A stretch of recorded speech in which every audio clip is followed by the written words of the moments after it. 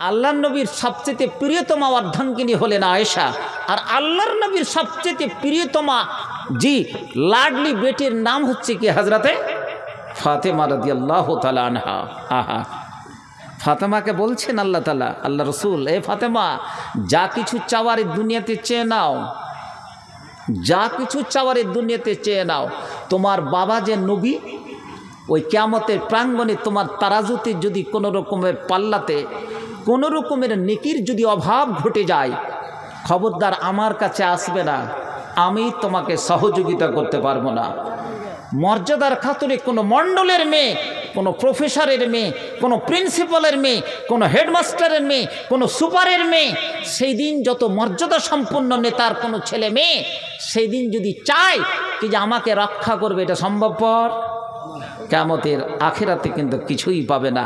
যা কিছু চাইবে আজকে কি তুমি চেয়ে নাও। আহা, ওরে আমার যুবক যুবতী, জেনে রাখুন, হযরতে ফাতেমাকে বলে দেওয়া হলো, ওরে আমার তুমি প্রিয়তমা বেটি বটে, কিন্তু তোমার যদি কোনো খাবার চাওয়ার প্রয়োজন হয়, তোমার যদি কোনো জিনিসের চাওয়ার প্রয়োজন হয়, আমার সামর্থ্য অনুসারে তোমাকে এখানে আমি দিয়ে দিতে পারি, কিন্তু কিয়ামতের প্রাঙ্গণে তুমি যদি তুমি পাঞ্জাবির পাশে পাশে ঘুরো, আমার পিছনে পিছনে যদি ঘুরো, তখন তুমি যদি কিছু চাওয়ার চেষ্টা করো, তোমাকে আমি কোনো জায়গায় সহযোগিতা করে দিতে পারি না, অতএব তোমার আমি কোনো দিন মনোবাঞ্ছা পূর্ণ করতে পারবো না।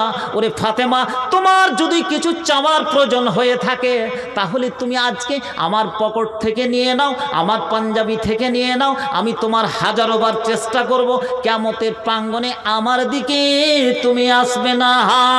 ওরে ফাতেমা, তুমি জেনে রাখো, জেনে রাখো, এটা সম্পূর্ণ তোমার নির্ভর করবে। তোমার ঈমান, তোমার আমাল, তোমার তাকওয়া, এই তিনটি কথা তুমি মনে করে নাও। এটাই হবে কি তোমার জীবনের সামগ্রী, এটাই তোমাকে সেদিন বাঁচাবে। সেদিন কিন্তু আমি তোমাকে বাঁচাতে পারবো না, এ মোহাম্মদ বাঁচাতে পারবে না। তুমি এটাও ডায়েরিতে নোট করে নাও। ওরে প্রিয়তমা ফাতেমা, তুমি যদি আমার প্রিয়তমা বেটি হও, তাহলে তুমি এটাই কথা নোট করবে এবং এটাই তোমার পরিচয়।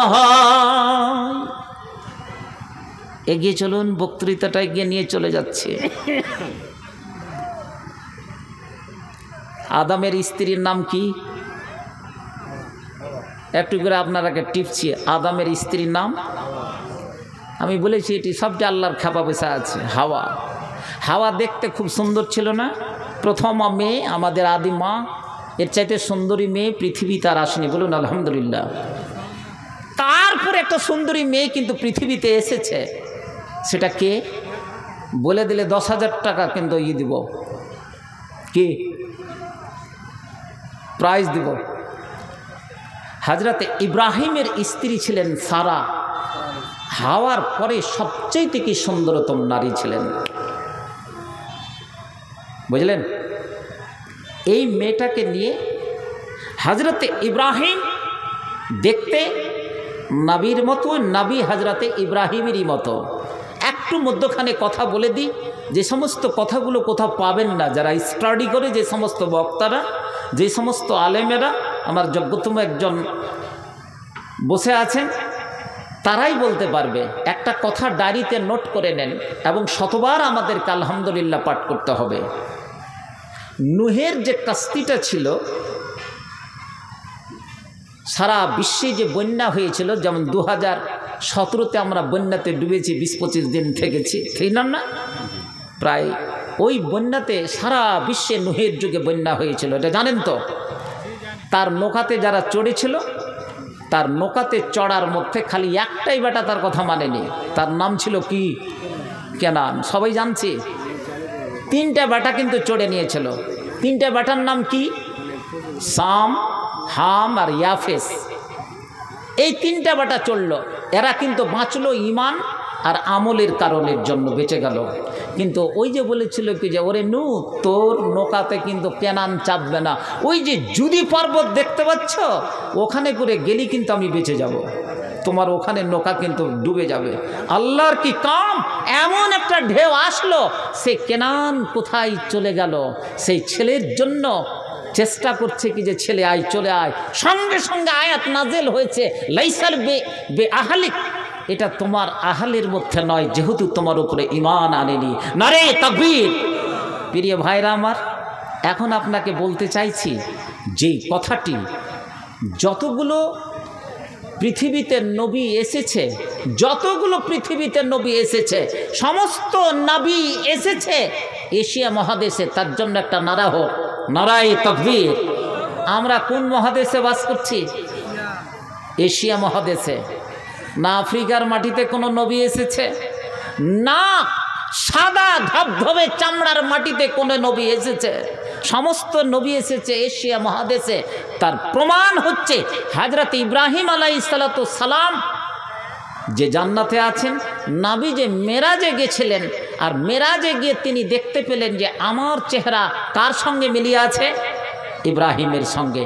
এই ইব্রাহিম বানু ইসমাইলের কি সঙ্গে এসেছে? প্রিয় ভাইরা আমার, একটা বিস্তারিত আলোচনা আছে, একটাই কথা এখানে করে নোট করুন। যত নবী এসেছে সমস্ত নবী এসেছে এশিয়া মহাদেশে। না ইউরোপের মাটিতে এসেছে, না আমেরিকার মাটিতে এসেছে। এখন ইসরায়েলের ইহুদিটি যদি এখানে করে দাওয়া করে, জি ফ্রান্স, চীন, জাপান, আমেরিকা যদি দাওয়া করে যে ফিলিস্তিনের মাটিতে যতগুলো নবী এসেছে ওই সমস্ত নবীর মধ্যে আমাদেরও কি অংশ আছে, যেহেতু ইব্রাহিমকে তারাও মানে, মুসলমানেরাও মানে, জি নাসারারাও মানে, কিন্তু তাদের মানার কোনো দলিল নেই, কারণ হযরতে ইব্রাহিম কোনো সাদা ধবধবে মানুষ ছিলেন না। নারে তাকবীর। তাহলে আমাদের নবী, আমরা সমস্ত নবীগুলো এসেছে এখানে করে। এই জন্য আজকে দেখতে পাচ্ছি হরিশ্চন্দ্রপুরে এতগুলো জালসা, বেশি এখানে ইসলাম প্রচার হয়েছে। হাজি কিছু কথা বলে না? যেখানে ইসলাম বেশি প্রচার হবে ওখানে বেশি জালসা হবে নাকি? ওই জন্য জালসা করছি। জালসাটা তো এটা তো বাঙালির একটা প্রথা। কোনো জায়গায় ভারতবর্ষের কোনো জায়গাতে নেই যে মসজিদের জন্য জালসা করেছে এবং তারা মসজিদ করেছে। ইউপিতে যান, সাউথ ইন্ডিয়াতে যান, কোনো জায়গাতে নেই। এটা কোথায় পাবে? মালদা, মুর্শিদাবাদ, 2 দিনাজপুর, আর এই যে ডোহাটা চললো কাটিহার থেকে নিয়ে সুপল পর্যন্ত, আর ওদিকের ঝাড়খণ্ডা, এরাই আমরা কি বেছে নিয়েছি।